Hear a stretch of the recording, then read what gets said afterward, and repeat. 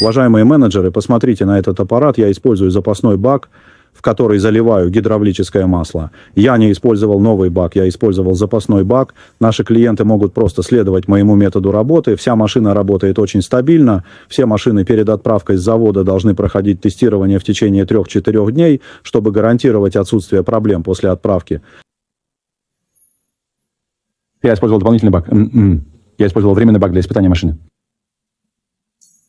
Каждый дизельный двигатель, аккумулятор или электрический стартер, подъем, спуск, работа, каждая машина должна проходить 3-4 дня настройки, только тогда она может покинуть завод. Независимо от того, это двухцилиндровый двигатель, одноцилиндровый двигатель или гусеничный, маленький гусеничный, большой гусеничный, метод управления одинаковый. Гидравлическая телескопическая буровая установка с дизельным двигателем на прицепе, будь то с одним цилиндром, или это двухцилиндровая модель, или гусеничная, метод управления одинаковый. Видео установки колес на всю машину уже отправлено в нашу группу, все менеджеры могут его увидеть. Как управлять машиной после установки? Первый шаг, нужно добавить гидравлическое масло. Это гидравлический бак, это для добавления гидравлического масла. Открутите это и добавьте внутрь гидравлическое масло. Сколько гидравлического масла нужно добавить? Добавьте 13-14 килограммов гидравлического масла. Любое маркировочное гидравлическое масло подойдет. После добавления гидравлического масла закрутите крышку. Второй шаг – это дизельный двигатель. В дизельный двигатель нужно добавить дизельное топливо, воду, моторное масло. Это дизельное топливо. Это вход для добавления дизельного топлива. Открутите это и добавьте дизельное топливо. Это радиатор. Добавьте в него воду. После того, как добавили дизельное топливо и воду, открутите это. Здесь добавляется моторное масло. Открутите это. Можно добавить моторное масло любого типа. Добавьте 1,5 бутылки моторного масла из бутылки для минеральной воды. После этого закрутите, и тогда вся машина начнет работать. Неважно, это одноцилиндровая тяговая модель на 22 лошадиные силы, 25 лошадиных сил, 30 лошадиных сил или двухцилиндровая тяговая модель. Метод управления одинаковый, все похоже, все одинаково.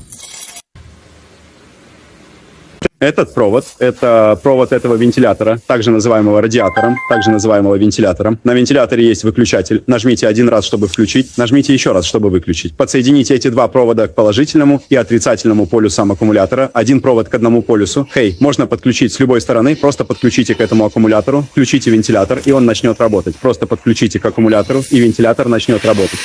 Этот провод можно подключить сюда, а этот туда. Подключить можно куда угодно. После подключения можно работать. Вентилятор будет работать.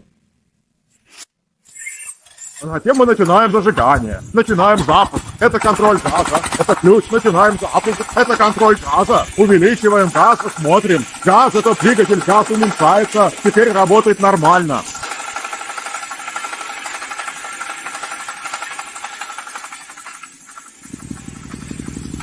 Два рычага управления. Один для прямого вращения, другой для обратного. Сейчас скорость увеличим.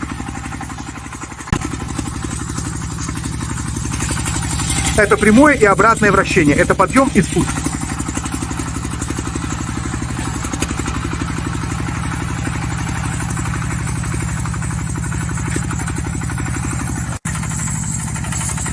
Второй шаг. После того, как мы поднимем машину, начинаем устанавливать буровую штангу. У нас на буровой штанге сверху одна муфта, снизу одна шпилька. Мы соединяем эту муфту с этой, соединяем с резьбой на головке машины. Просто закручиваем.